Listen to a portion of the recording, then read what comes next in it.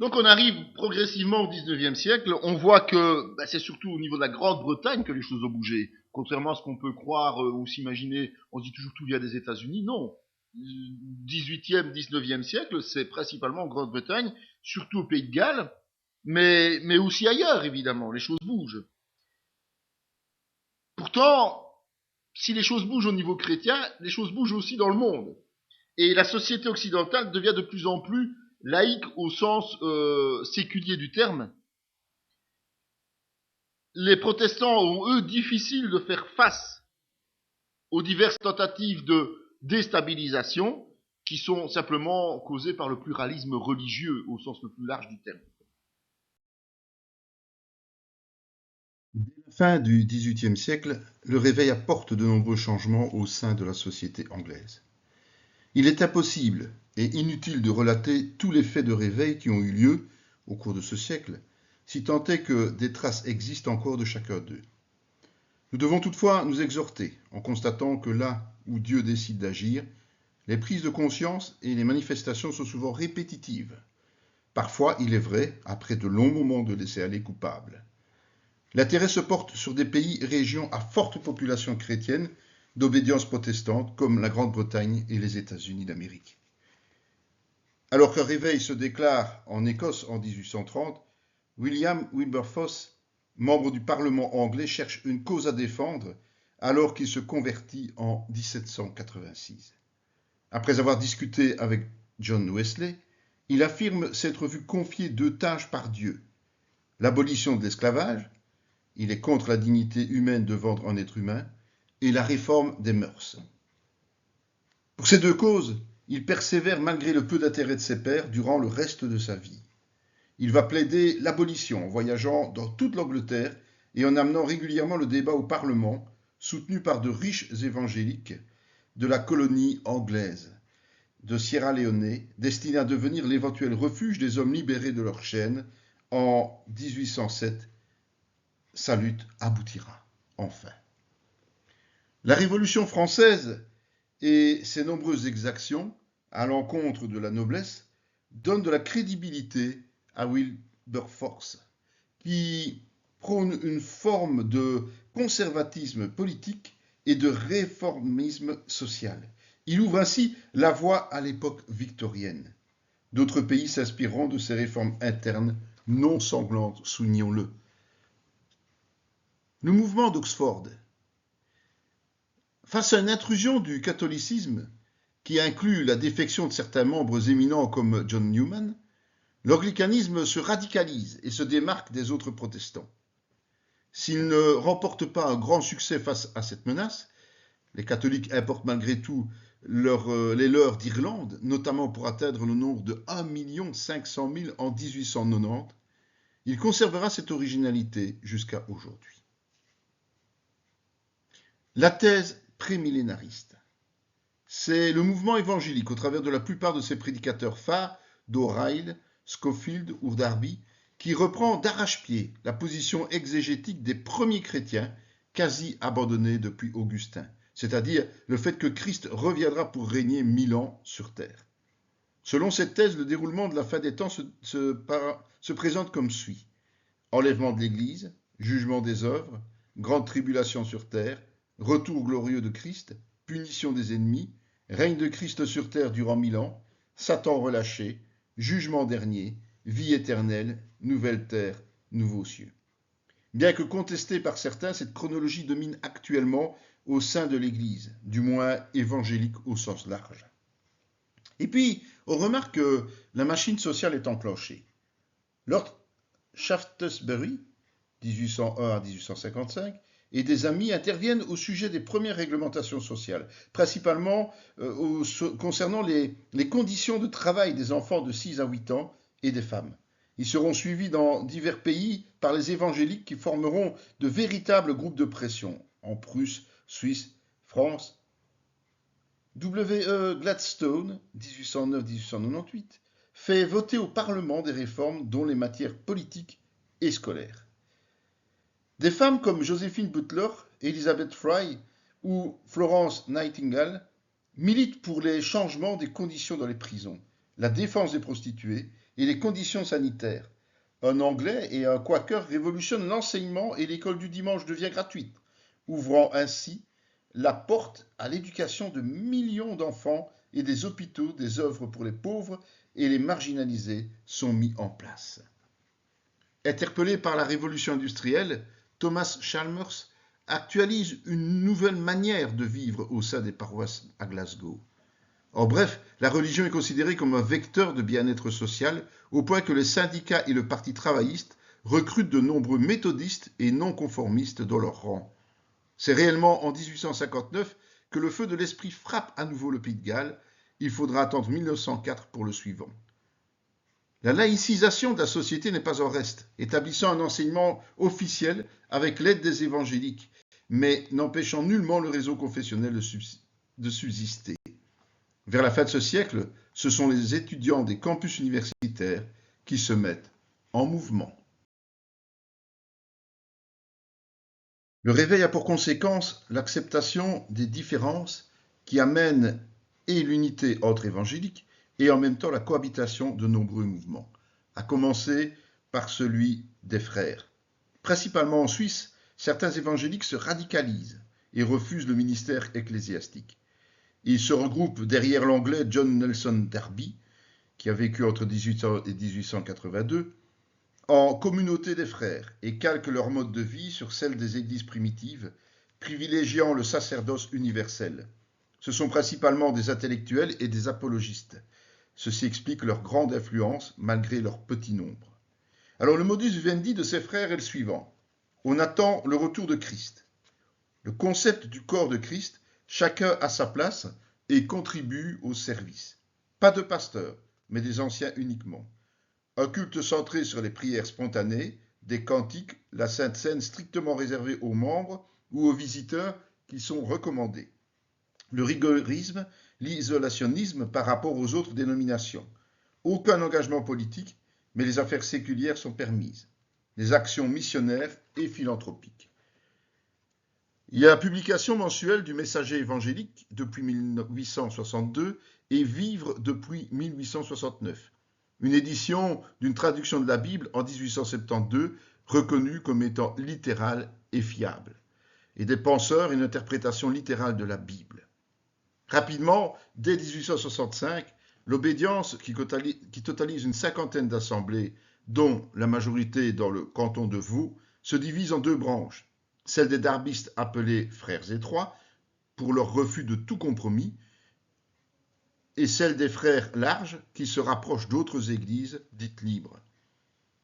Un autre missionnaire a marqué ce mouvement, George Müller, allemand converti après une jeunesse dissolue, qui, en partance en Israël, s'arrête à Bristol, en Angleterre, et y fonde une église avec Darby. Il est très influent. Il ouvre un orphelinat, il soutient Taylor, missionnaire en Chine, en lui donnant la dîme de ce qu'il reçoit. Actuellement, en Suisse, les darbistes portent le nom d'Assemblée évangélique en Suisse romande, et en Allemagne, les Evangelische Freikirchliche Gemeinden ou Freie Christliche Versammlungen. Nous avons ensuite l'armée du salut. Elle est instituée en 1878 en pleine révolution industrielle par les époux William, qui est pasteur, et Catherine Booth, qui se voient se reprocher d'être trop exaltés par leur père méthodiste alors qu'ils sont simplement révoltés par la misère de la classe ouvrière entassée dans les quartiers à l'est de Londres. Ils entrent en quelque sorte en concurrence avec un certain Karl Marx qui puisera dans cette même pauvreté pour mettre en place une idéologie révolutionnaire, matérialiste et athée. Pour Booth, la solution se trouve au niveau des individus, pas des foules. En réalité, il ne peut y avoir de changement profond de la société que l'être humain est lui-même transformé par la puissance de l'Évangile. Encore faut-il que celui-ci soit en état physique de le recevoir. Les époux mettent en place une organisation de forme militaire, peu habituelle, pour atteindre les plus démunis. Hiérarchie, uniforme, règlement, corps, on n'appelle pas église, citadelle, on n'appelle toujours pas église, cri de guerre, c'est le journal, la musique militaire, les bannières, les enseignes, qui sont le sang et le feu, et la discipline. De plus, tous les chants populaires sont modifiés en chants chrétiens. Malgré qu'ils soient régulièrement persécutés, Par exemple, en 1882, 642 officiers sont blessés et 60 bâtiments abîmés par des attaques. Ces soldats réussissent toutefois une percée mémorable grâce à une communication sans faille, de la sincérité, de la transparence et une présence auprès des classes défavorisées par l'apport de soupe, savon et salut. Ils créent des foyers d'accueil, des logements et s'abstiennent de vin à table et durant la Sainte Seine, à cause du grand nombre d'alcooliques convertis évidemment. Ainsi, l'évangélisation se fait à la suite de l'action sociale. Finalement, le gouvernement reconnaît leur efficacité et leur vient en aide. Aujourd'hui, l'Armée du Salut est une structure internationale, implantée dans 111 pays et rassemblant 2,5 millions de salutistes à travers le monde. Son quartier général international est basé à Londres et placé sous l'autorité d'un général qui coordonne l'action au niveau mondial et fixe les grandes orientations. Chaque territoire possède un quartier général national dirigé par un colonel et chaque église est sous la responsabilité d'un capitaine, l'équivalent de pasteur, homme ou femme, appuyé par un ou des sergents, sorte d'anciens ou de diacres. La Ligue pour la lecture de la Bible. En 1867, Payson Hammond décide de tenir des réunions d'évangélisation pour jeunes à Londres, en totale opposition avec les normes victoriennes de l'époque. Joseph Pearce emboîte rapidement le mouvement en 6 ans. Plus de 100 lieux de réunion sont répertoriés dans la capitale et 94 à Liverpool. En parallèle, il entreprend avec succès d'évangéliser sur les plages, regroupant parfois jusqu'à 2000 auditeurs. En 1877, le premier guide de la lecture voit le jour, avec 10 ans plus tard des notes explicatives sur les Écritures. Fort de sa structure, la Ligue commence alors à traduire ses commentaires en diverses langues européennes, principalement, mais aussi en chinois. Un siècle plus tard, 65 pays seront touchés au travers de 150 langues, 140 pays en l'an 2000. Le premier camp se tient en 1892 selon un concept combiné d'évangélisation et de lecture de la Bible. Les baptistes. L'Église baptiste continue son cheminement dans divers pays. Au Canada, la première église francophone d'Amérique du Nord est fondée vers 1830 par une Suissesse immigrée, Henriette Feller, avec l'aval de sa ville d'origine, Lausanne. C'est un fait exceptionnel à cette époque pour une veuve. C'est à Montréal qu'elle fait une première tentative barrée par l'Église catholique romaine. Finalement, elle dépose ses valises à Saint-Blaise, village agricole situé à 50 km plus loin. Elle subvient à ses besoins en enseignant les matières scolaires aux enfants pauvres des fermiers, avec le soutien matériel d'un propriétaire de la région, et reçoit l'aide d'un jeune pasteur suisse aussi, Louis Roussy. Les fidèles subissent des actes d'intimidation jusqu'à être persécutés, surtout durant la révolte 1837 contre l'autorité britannique, parce que leur étiquette baptiste les fait voir comme collaborateurs du pouvoir en place. Après avoir connu un exil aux États-Unis, ils reviennent pour fonder une maison-école très modeste qui deviendra plus tard l'Institut Feller, renommé jusque dans les années 1960. C'est toujours aux États-Unis que se trouve la plus importante communauté baptiste, au point qu'un chrétien sur 5 est membre d'une église baptiste. C'est dans le sud qu'elle se développe le mieux, au point que parmi les Afro-Américains, elle est l'église la première de confession chrétienne. En France, le début du XIXe siècle est également propice à l'installation d'églises baptistes, principalement dans le nord, aux abords de Douai. S'il faut retenir un nom de cette époque, c'est sans doute celui de Charles Haddon Spurgeon, 1834-1892, prédicateur baptiste réformé britannique. Son père, James, et son grand-père, John, étant pasteur, il est élevé dans la connaissance de l'Évangile. Cependant, c'est en chemin vers un rendez-vous qu'une tempête de neige le force à rentrer en 1850 dans une église méthodiste de Colchester, où il décide de se convertir à l'âge de 16 ans au christianisme. En 1851, il devient pasteur de l'église baptiste de Waterbeach, dans Cambridgeshire, et est remarqué parce qu'il a un style et une aisance bien au-dessus de la moyenne. À 20 ans, il est appelé à prêcher à l'église de New Park Street Chapel à Londres, auparavant dirigée par le théologien baptiste John Gill. Ses prédications attirent les foules et l'église est rapidement trop exiguë. À 22 ans, il est le prédicateur le plus connu et prêche devant des foules allant jusqu'à 10 000 fidèles. En 1861, il s'installe définitivement au Metropolitan Tabernacle, église de 6 000 places. Malgré son appartenance à la dénomination baptiste et à ses accointances non dissimulées avec le calvinisme, Spurgeon, surnommé le prince des prêcheurs, est autant apprécié des presbytériens et congrégationalistes, même s'il s'oppose farouchement sur la question du baptême des enfants. Ses sermons sont publiés chaque semaine sous forme simple et à sa mort, 3600 circulent, mais aussi 49 volumes de commentaires, proverbes, anecdotes et prêches divers. Outre cela, il rédige un magazine mensuel et fonde en 1857, à qui il donnera son nom en 1923, 2 orphelinats, un foyer pour personnes âgées, une société de colportage biblique et plusieurs postes missionnaires. En Suisse, le berceau du calvinisme n'est pas en reste, même si durant le XVIIIe siècle, celui des Lumières, apporté par les philosophes de Voltaire, défend un christianisme de la raison, issu de la Révolution française et donne naissance au prélibéralisme protestant de Jean-Jacques Caton-Chenevert. Ce nouveau concept est rapidement battu en brèche au début du XIXe siècle par le vent du réveil. En effet, dans les années 1820 à 1830, celui-ci s'amorce dans l'église réformée de Genève grâce à des frères écossais. Et dès 1831, la Fondation évangélique de Genève est créée pour apporter la bonne nouvelle et former des serviteurs en théologie par le biais d'une faculté libre.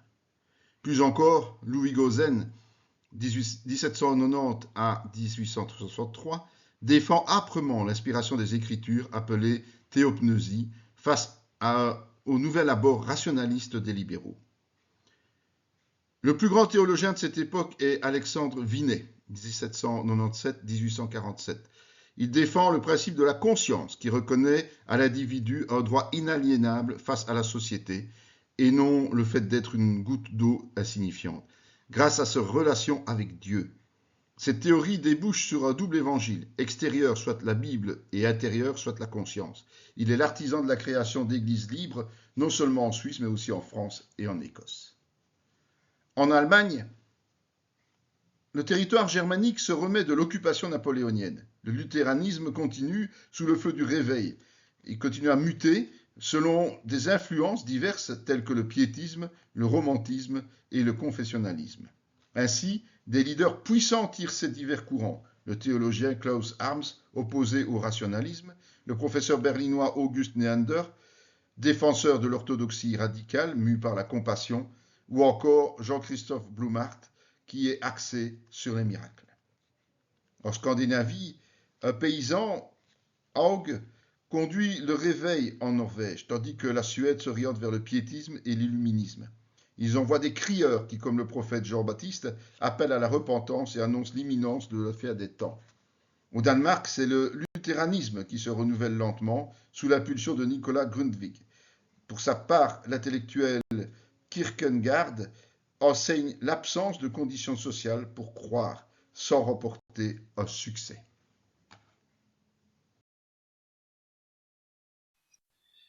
Nous arrivons maintenant en Amérique anglaise principalement.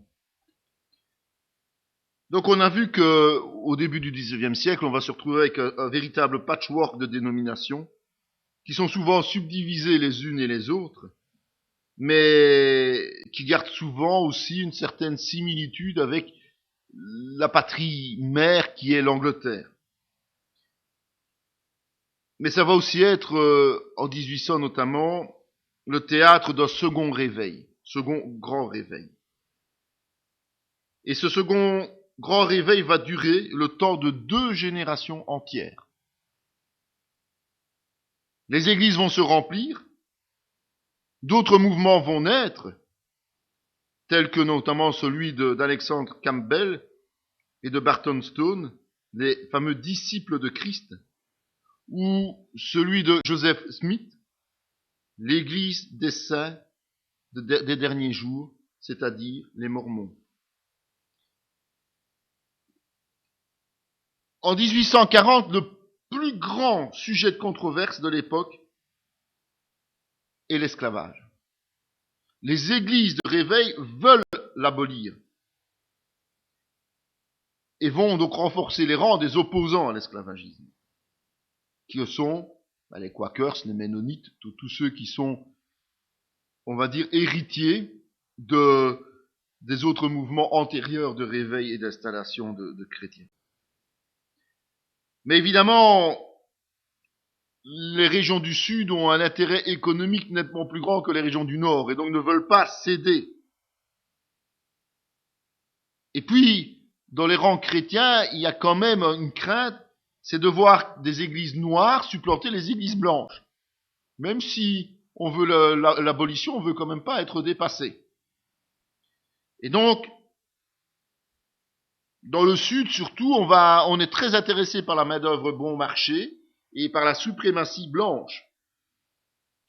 Et on va préférer provoquer des scissions dans les dénominations. Et donc, il y aura des méthodistes, des baptistes, des presbytériens qui vont être plutôt côté sud, d'autres côté nord. Tout simplement, on connaît ça, nous, ici en Belgique. Et donc, on ne veut pas adhérer à la liberté individuelle au sud. En fait, c'est l'entrée directe de l'Église dans la politique.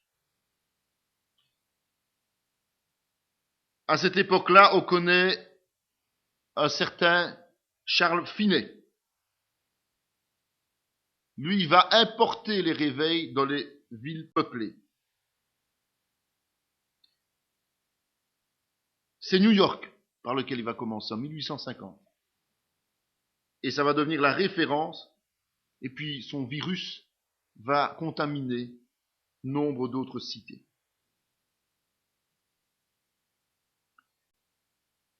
Et dans le cas de l'abolitionnisme, ça va faire plaisir à certains, ce sont les femmes qui vont prendre les rênes. Dès 1830, elles vont créer les sociétés anti-esclavagistes féminines à Boston. C'est une certaine Maria Weston Chapman. Mais aussi à Philadelphie et à New York. Elles vont même réunir un congrès en 1837. Ça va gêner les pasteurs, en tout cas de certaines obédiences comme les congrégationalistes. Parce que la parole, elle interdit le ministère public des femmes. Et pour eux, c'est un ministère public. Mais une certaine Sarah Grimke, va éditer en 1838 ses lettres sur l'égalité des sexes et la condition de la femme. En fait, elle est à l'origine du féminisme actuel. Et on va commencer à relire la Bible d'une manière exégétique tout à fait différente. Ce sont des femmes qui vont lire la Bible comme des femmes. Et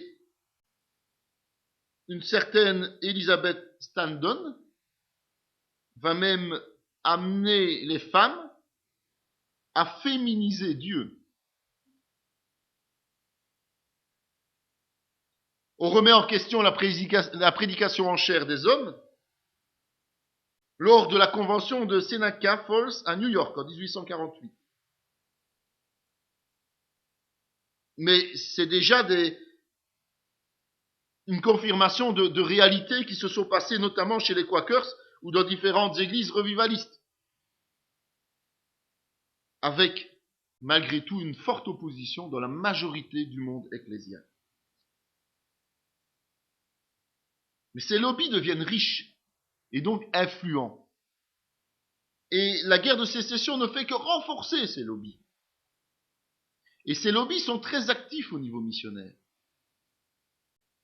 Et donc, les femmes commencent à prendre du pouvoir au sein des églises locales, mais aussi dans les synodes régionaux et généraux, où elles se font élire. Et donc, elles exercent de facto une autorité ecclésiale, même si elles sont laïques. Certaines églises vont même inviter des prédicatrices reconnues, comme notamment la Quaker Sarah Smiley. Et donc nous sommes dans un tournant de l'Église, au moment où le changement de siècle s'opère, et ce tournant a lieu surtout en Amérique du Nord. Et ce n'est qu'après la guerre 14-18 que ces mêmes questions viendront sur la table des Occidentaux.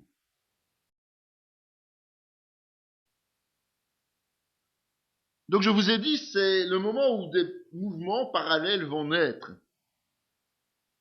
Des assemblées indépendantes vont commencer de plus en plus visibles, et ce sont des assemblées purement américaines.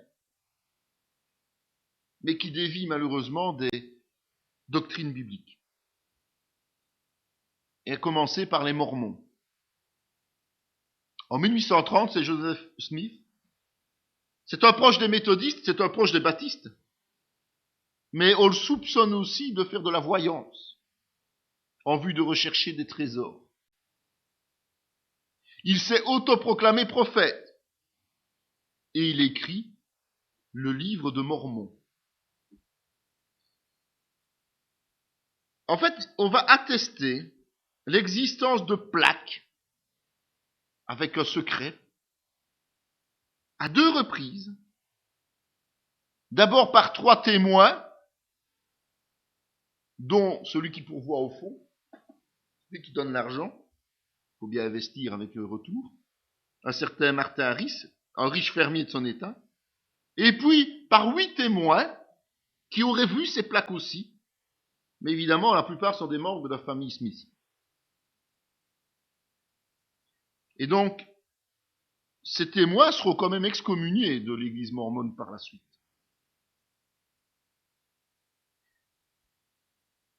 Mais comme ça ne marche pas et ça prend pas, évidemment, Joseph Smith va établir une nouvelle thèse dans le but de garder une bonne réputation. En fait, ces fameuses plaques sont des plaques qui ont de la valeur. Elles sont en or. Et pour ne pas qu'elles soient dérobées sur terre, eh bien c'est l'ange Moroni qui les a reprises. Comme ça, les hommes n'ont pas le devoir de les protéger contre les voleurs, quoi. C'est logique. Dieu pense à tout. Il faut dire qu'il vit dans une région très active au niveau spirituel. Il y a eu beaucoup de réveils. Il y a une ferveur religieuse dans les communautés protestantes, donc il y a quelque chose qui se passe. Il y a des prédicateurs qui ont des visions, dont celle de Christ. Donc, il y a vraiment un mouvement spirituel qui est présent. Et John Smith est influencé par tout ça, et il se demande quelle voie il va prendre, parce que toutes les dénominations sont nombreuses. Et c'est lors d'une vision, en 1820, à son adolescence, qu'il affirme que Jésus-Christ lui-même lui a dit de ne pas se joindre à aucune de ces églises. Elles sont toutes dans l'erreur. Évidemment, les autres croyants n'apprécient pas beaucoup. Et donc, ces visions sont juste avant le livre. En 1829, Smith et Oliver Cowdery, qui est son secrétaire particulier, un autre des 3 témoins, donc le richissime, son secrétaire, et lui, ce sont les 3 témoins. D'ailleurs, ce secrétaire sera excommunié en 1838 aussi. Excommunié des Mormons, je rappelle. Sont en train de prier sur les bords de la rivière Sukeawa quand un être céleste, qui se présente comme Jean-Baptiste, leur apparaît. Il va leur conférer la prêtrise d'Aaron, en leur commandant de se baptiser et de s'ordonner mutuellement. Après, il y aura l'apparition de Pierre, Jacques, Jean, qui vont leur transmettre la prêtrise de Melchisédek et le ministère d'apôtre.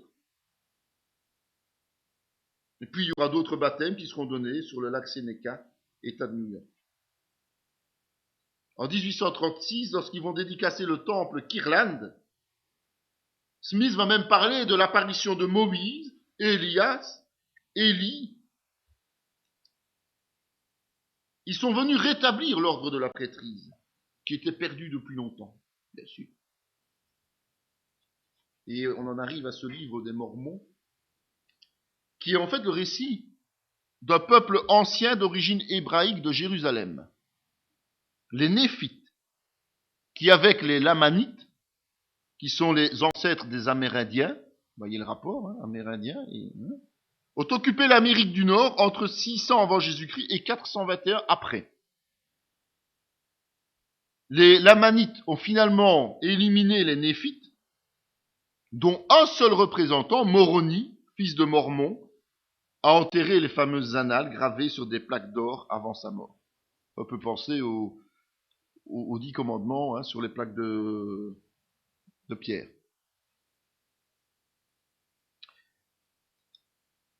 En fait, pour Smith, le livre des Mormons, ce n'est pas une histoire, ce n'est pas un roman. C'est un texte authentique révélé par l'ange Moroni en 1823, qui lui a indiqué où se trouvait sa fameuse plaque d'or, sur la colline de Cumorah, près de Palmyra.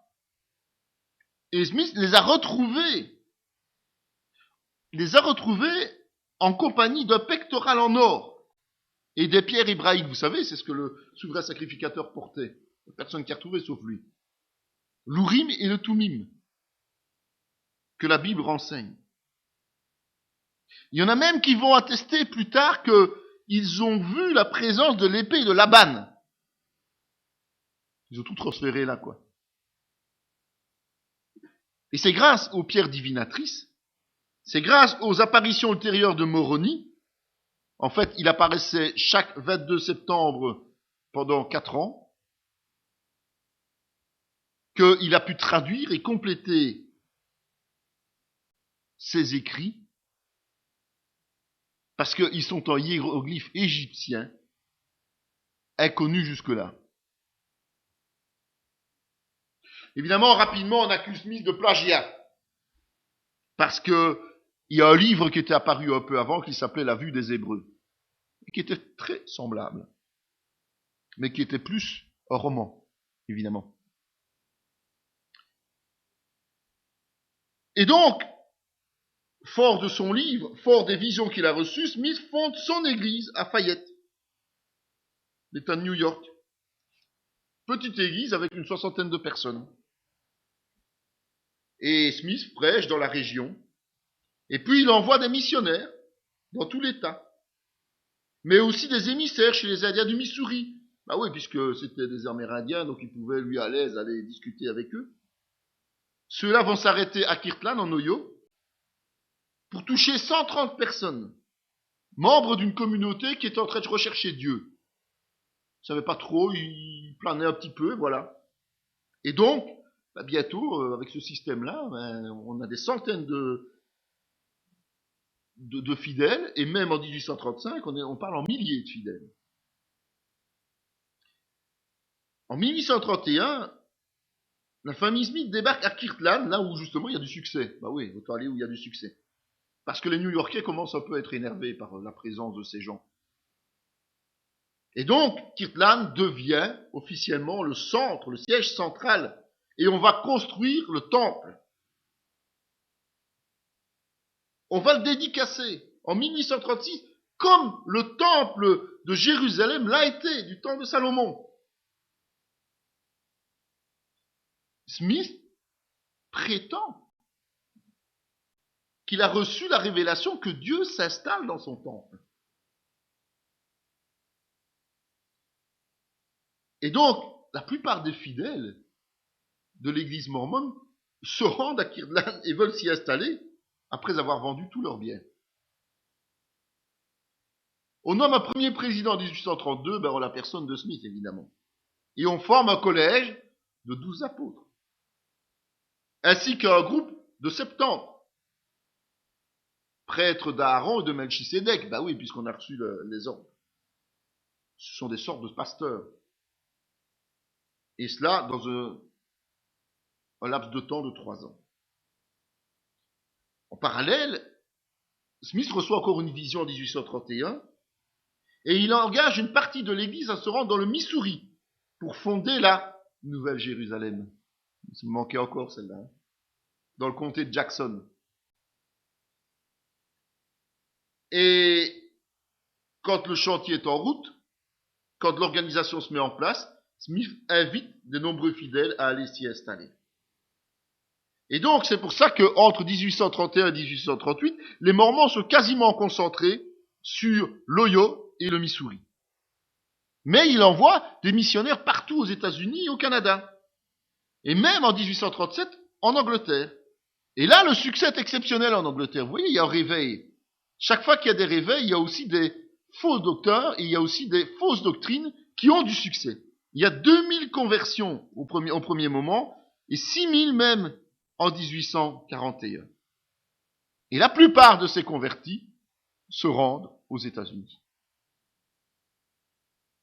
Fin de l'année 1831, les dirigeants du Missouri vont publier un grand nombre de révélations. Ils vont compiler cette révélation. Et ça va s'appeler le livre des commandements. Et ils n'arrivent pas à le distribuer parce qu'il y a des détracteurs, il y a des gens qui sont en colère contre eux et qui vont jusqu'à détruire l'ouvrage et qui vont détruire la presse qui permet de les imprimer. Mais en 1835, c'est le siège de Kirtland, en Ohio, qui va reprendre le concept, va changer le titre, va mettre Doctrine et Alliance, et le but de ce concept, c'est de diriger l'Église dans les derniers jours. Joseph Smith, lui, est en train de traduire, de faire sa version de la Bible. Parce qu'il est temps de corriger les erreurs que King James a commises. Il faut rétablir les vérités perdues au fil des siècles. À sa mort, il n'aura pas fini. Vous voyez la différence entre ceux qui étaient dans les voies de Dieu et qui ont tous fini leur traduction. Lui, il n'a pas fini. Mais il va y avoir des livres qui vont découler de cette Bible. Et notamment le livre de Moïse, qui fait une partie de la perle de grand prix. Un des ouvrages dits canoniques de l'Église de Jésus-Christ des Saints du dernier jour. Smith va aussi ajouter en 1835 le livre d'Abraham, qui est la traduction de papyrus qui ont été achetés chez un antiquaire.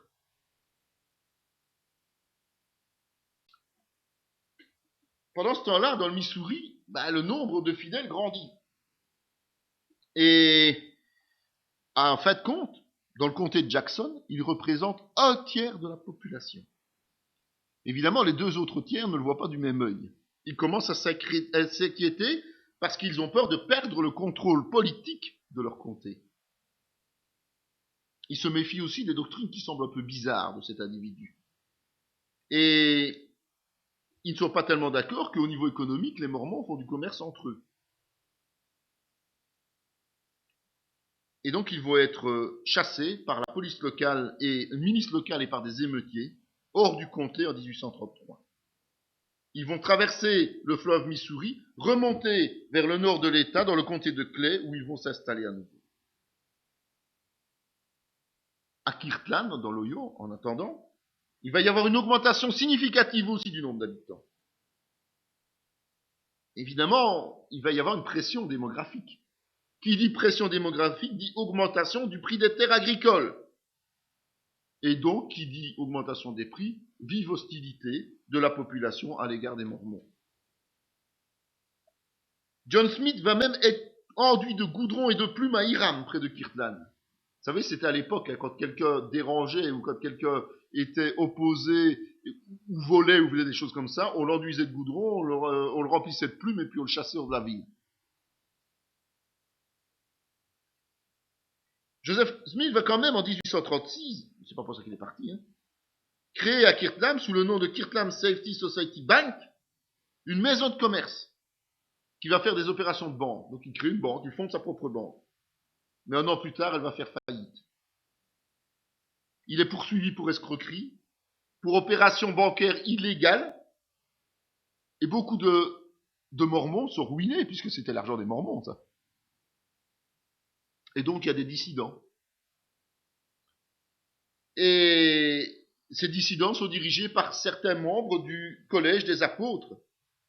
Et ils prennent le contrôle du temple de Kirtland en excommuniant Joseph Smith. Il y en a d'autres qui fondent une autre église, qui ne va pas faire long feu, l'église de Christ. En 1838, pour éviter d'être lâchés par la foule, Smith et ses fidèles vont quitter la ville et trouver refuge dans le comté de Davis, au Missouri. Et ils instaurent le nouveau siège là-bas. Et évidemment, le nouveau siège excommunie tous les dissidents de Kirtland pour apostasie. Mais leur installation va être de courte durée parce qu'ils vont être chassés là aussi. Les dirigeants vont être arrêtés pour trahison, jetés en prison, et les fidèles vont être expulsés du Missouri vers l'Illinois. En 1839, Smith et ses compagnons vont réussir à s'évader avec la complicité des gardes. C'est lors d'un transfert. Et ils vont rejoindre les leurs en Illinois, à Quincy. Ils vont encore remonter un peu plus loin, dirigés par Smith, à Commerce, un village qui se trouve dans le coude du fleuve Mississippi.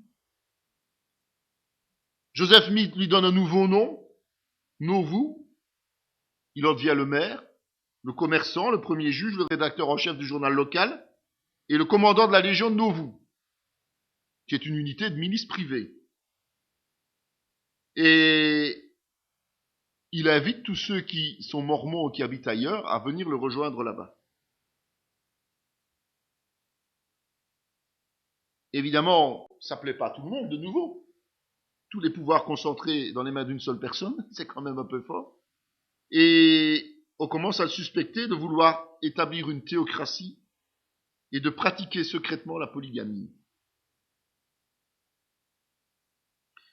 Comme le temple de Kirtland ne lui appartient plus, il décide d'en construire un nouveau, dans sa ville, en 1841. Mais il n'en verra pas la fin. Il va instaurer, pour pouvoir financer ça, une cérémonie pour la dotation du temple. Et il va copier des rites qui sont des rites francs-maçons. Et il se dit qu'il aurait été initié par les francs-maçons. En 1843, il annonce même sa candidature à la présidence des États-Unis d'Amérique. Il sait que ses chances sont minimes, mais évidemment, ça attire l'attention. Ça attire l'attention sur lui et sur l'Église de Jésus-Christ des saints du dernier jour. Il va aussi instaurer dans notre fête une nouvelle doctrine. Il va instaurer le fameux baptême pour les morts. Il va dire que l'alliance du mariage est éternelle. Et il va instaurer officiellement la polygamie, puisqu'on le soupçonnait, autant le faire. Qu'il met ardemment en pratique, évidemment. Personnellement, il se sacrifie. C'est seulement en 1890 que la polygamie sera abandonnée par Wilford Woodruff, qui sera le 4e président de l'Église. Évidemment, tout ce comportement fait que progressivement l'hostilité se lève encore contre lui, contre les Mormons. Et en 1844, il donne ses instructions au Collège des Apôtres pour la gouvernance de l'Église une fois qu'il sera mort. Il est même dénoncé par le journal local pour polygamie. Et comme il est maire, il convainc les autres membres du conseil de tout simplement faire détruire le journal. C'est tout simple. Mais le gouverneur d'Illinois, Thomas Ford, va alors les accuser d'incitation à la révolte, va les convoquer au tribunal de Carthage. Et ils ont tenté de ne pas y aller, mais pour finir, ils n'ont pas eu le choix, ils ont dû s'y rendre, ils vont être arrêtés. Une foule enragée va envahir la prison. Joseph Smith, son frère Hiram, malgré le fait qu'il soit armé, oui, même en prison, sont tués. Et il est clairement dit que ils ne pourront pas porter le titre de martyr. Quand Joseph Smith meurt, il faut succéder. Et là, il y a de la confusion. Parce qu'il y en a plusieurs qui prétendent au siège. Oui, évidemment, comme toujours. Il y a un des 12 apôtres, White. Il y a le premier conseiller de Smith, Rigdon, et qui était membre de la première présidence. Il y a le président du Grand Conseil, Marx, et il y a un ancien, Strang. Mais celui qui réussit à sortir du lot est un autre, encore. Un certain Jung, qui est un ancien méthodiste et qui s'est converti au mormonisme, qui était membre du Collège des 12, missionnaire en Angleterre, et ailleurs aussi, et surtout un fidèle de Smith. Et au moment où Smith décède, il est le président du Collège des 12 apôtres. Et il va récupérer le livre qui est Doctrine et Alliance, dont on parlait tout à l'heure de Smith, pour déterminer clairement que le Collège des 12 est égal en autorité et en pouvoir au Collège de la première présidence, qui évidemment n'existe plus par la mort du prophète. Et donc pour lui, c'est le Collège des 12 apôtres qui doit diriger l'Église de Mormon, jusqu'à la nomination d'un nouveau président. Et il est soutenu par l'Assemblée générale, dont Jung devient le président intérimaire de l'Église. Finalement, il va être nommé président de cette Église. Pourtant, il est controversé, parce que il a des enseignements un peu bizarres parfois, surtout sur la question noire. Pour lui, le peuple noir est un peuple maudit, et donc il ne peut pas avoir accès à la prêtrise. Il ne peut pas avoir accès au sacrement du temple. Mais qui a accès à l'esclavage. Et il le fera établir, il le fera légaliser en Utah. Il a aussi des doctrines violentes, expiées par le sang. Il met en place la polygamie en Utah, qu'on appelle mariage plural chez les Mormons.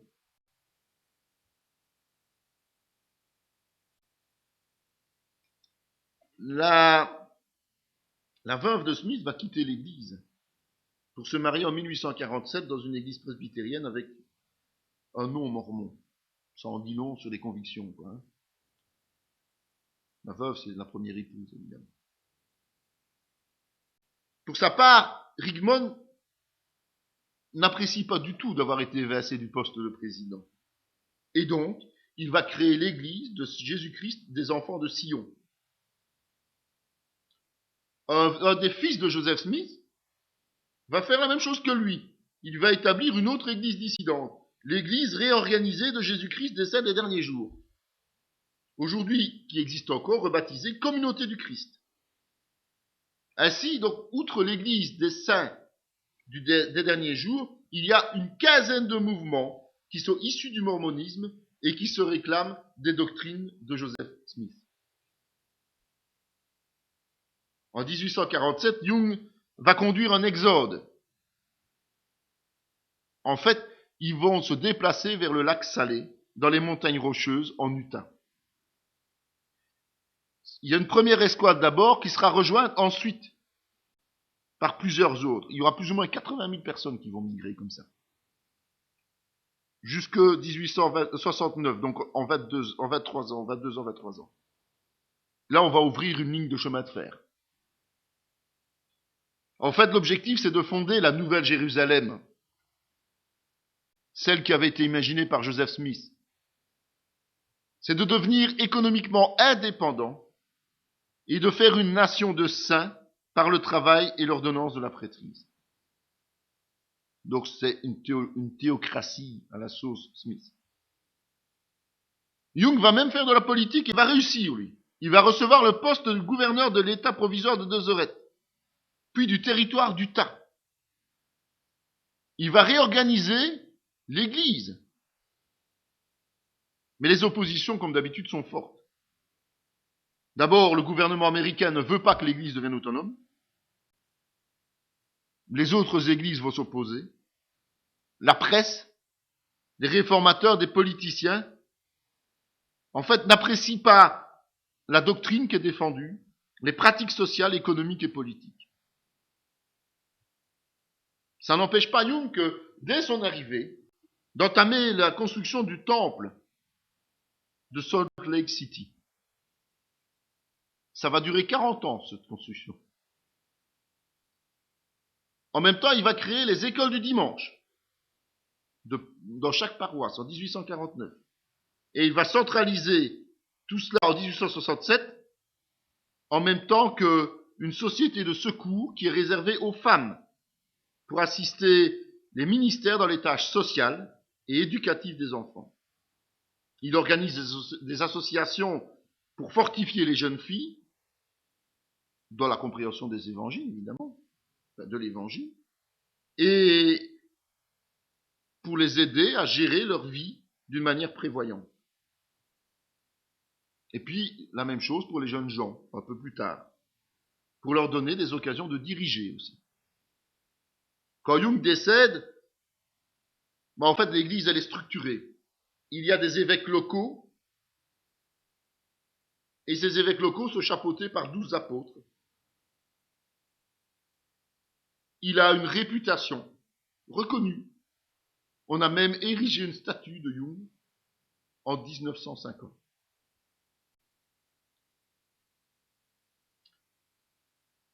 Selon les critères en vigueur chez les saints des derniers jours, on ne boit pas d'alcool, on ne boit pas de café, on ne fume pas, on observe un régime alimentaire aussi sain que possible et on verse la dîme à l'Église. Et la doctrine est, je pense, ce qui est le plus succulent. Dieu est une personne, Adam, notre Père et premier-né de la lignée humaine, pas un esprit, qui a vécu humainement comme le prophète Brigham Young, avant de devenir un homme divin. Jésus, descendant de Bathséba, femme de David, est le Fils de Dieu, homme, et de Marie, qui s'est marié à Cana avec 2 sœurs, Marthe et Marie, afin d'assurer une descendance avant sa mort sur la croix. Vous voyez d'où viennent ces idées La polygamie indispensable dans le plan de rédemption, et Joseph Smith est cité descendant de Jésus. Le Saint-Esprit est une substance éthérée, raffinée et pure, répandue dans l'espace. La seule façon de le transmettre est l'imposition des mains de personnes déjà remplies de lui, appelées et mises à part. Le problème, c'est de savoir où a été la première. Le royaume de Dieu, c'est la prêtrise des Mormons.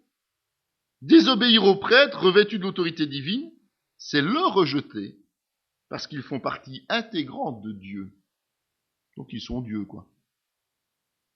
La chute était nécessaire, sinon l'homme n'aurait jamais connu le bien et le mal, et n'aurait pu avoir de postérité mortelle. Le sacrifice de Jésus ne concerne qu'Adam. Pour les autres, c'est l'obéissance à l'Église qui apporte le pardon. De plus, le baptême d'eau est obligatoire pour la rédemption des péchés, ce qui signifie que les vivants peuvent aussi se faire baptiser pour les ancêtres. Le salut ne s'obtient qu'en observant les règles enseignées par l'Église qui font devenir des dieux à l'image de ceux qui ont précédé. La polygamie et le nombre élevé d'enfants apportent la grâce, la gloire et les honneurs dans le monde à venir. Ne pas faire partie de l'Église des saints des derniers jours, c'est être damné. Actuellement, le mormonisme représenterait plus ou moins 13 millions de fidèles baptisés de par le monde, dont plus de la moitié hors des États-Unis.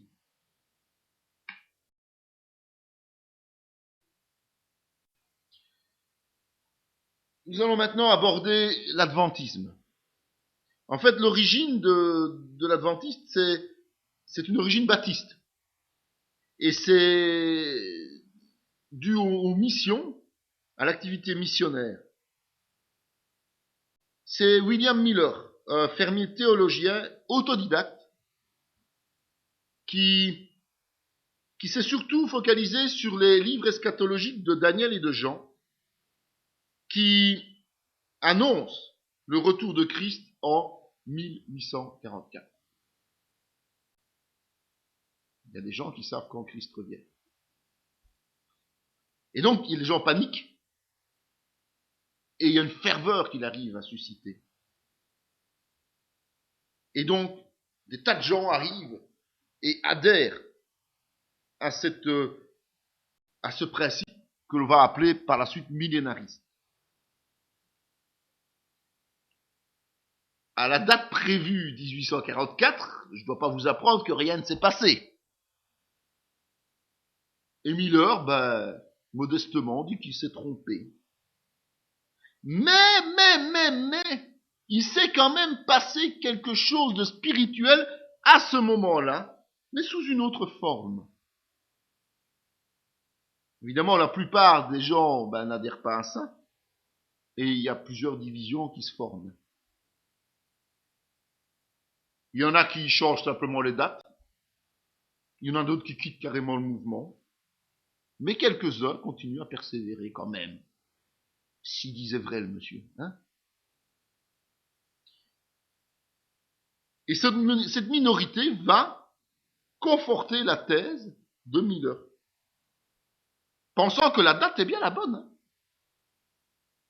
Mais ce qui s'est produit est différent de ce qui était prévu. Oui. Et donc, ils se décident à prier tous ensemble jusqu'à ce que le Seigneur leur donne la nouvelle direction. Et donc, ils vont faire un rassemblement, convoquer un rassemblement chrétien à Battle Creek, Michigan, États-Unis, en 1863. Et c'est une femme, Ellen White Hammond, qui se présente comme prophétesse, soutenue par son mari, James, qui est pasteur, ainsi que par Joseph Bates et John Andrews. Elle va imposer des règles strictes comme le sabbat. L'idée originale vient de Miller lui-même, qui est influencé par les baptistes du 7e jour, dissidence baptiste. Elle instaure la dîme et une vie austère, respectueuse de Dieu, qui va influencer toute la société américaine, l'air de rien.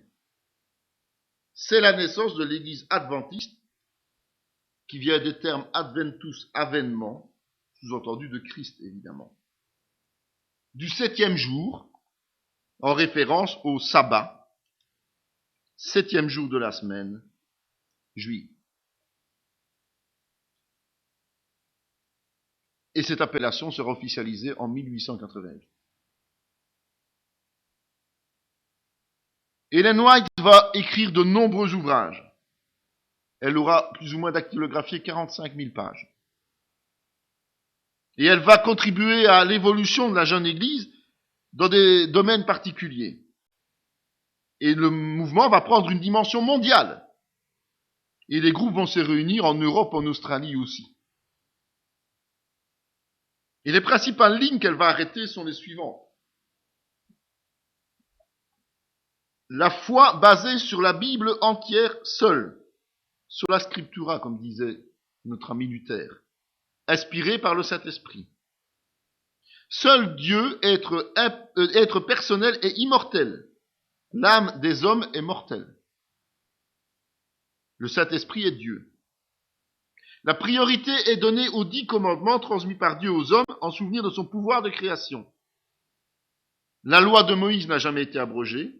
De ce fait, ne pas observer le sabbat, c'est être infidèle, ce qui implique que notre nom est effacé du livre de vie et que nous sommes irrémédiablement perdus.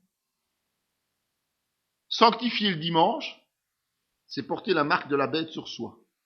Les églises dont ces gens font partie sont la Babylone, celle qui est décrite dans Apocalypse. L'homme est créé par amour. Il a ensuite le libre choix. Le salut par la grâce de Dieu au travers du sacrifice de Jésus, Fils de Dieu. Ce n'est pas l'effacement pur et simple des péchés, mais le début du processus du pardon. C'est un choix personnel de l'accepter. Les morts sont en sommeil jusqu'à la survenance de Christ. À ce moment, ils se réveilleront, les uns pour la vie éternelle, les autres pour une mort définitive, après avoir été damnés et punis durant 1000 ans avec le diable sur terre. Au retour de Christ sur terre, seules 144 000 personnes seront sauvées parmi les gens en vie à ce moment. Il faudrait qu'ils en discutent avec les témoins de Jéhovah parce qu'ils ne sont pas d'accord sur les principes. Évidemment, il ne s'agira que d'adventistes. Parce que eux, ils seront les seuls à ne pas avoir la marque de la bête. Vous vous souvenez, la marque de la bête. Voilà. Le mal sera totalement détruit. En fait, Jésus est, depuis 1844, fait des 2300 jours de Daniel, qui est estimé justement comme le retour, le premier retour de Christ. Mais seulement, il n'est pas revenu sur terre. Il est revenu dans un sanctuaire céleste. Et pour l'instant, il est toujours en train d'examiner les péchés de chaque homme pour les rassembler et plaider le pardon auprès du Père. Ah, il y a un sacré boulot avec le nombre de péchés que nous avons. Hein. Une fois qu'il aura fini de consulter les livres de péché quelque part, eh bien, il va jeter la totalité des fautes sur Satan, qui est le bouc émissaire par excellence.